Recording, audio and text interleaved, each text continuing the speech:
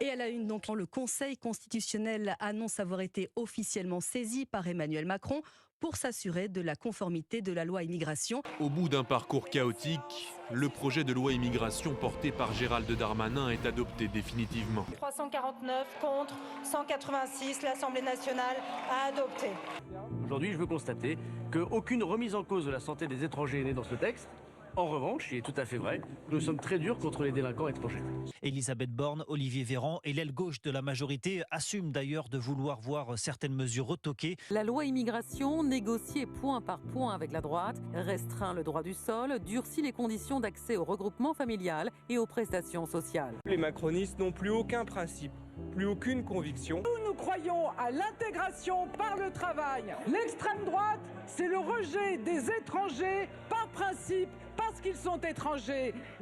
On ne peut pas parler d'un sujet sans parler de ce qui a engendré ce sujet-là. Eh bien, vous êtes tous recalés pour l'obtention de la nationalité française.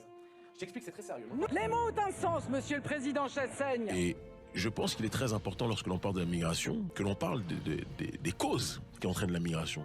Mesurez bien votre responsabilité historique. L'élection du président Macron devait nous prémunir des pires avanies du programme de l'extrême droite. Aujourd'hui, de bouclier, vous êtes devenu le marchepied. La majorité a été solide et moi je suis très fier d'être dans un gouvernement avec un président qui a tenu, qui n'a pas godillé, qui a regardé l'intérêt général des Français avant tout, malgré les pressions. Les macronistes n'ont plus aucun principe, plus aucune conviction. Le macronisme a finalement, en 18 mois, mené des débats qui mènent aujourd'hui à sa mort politique.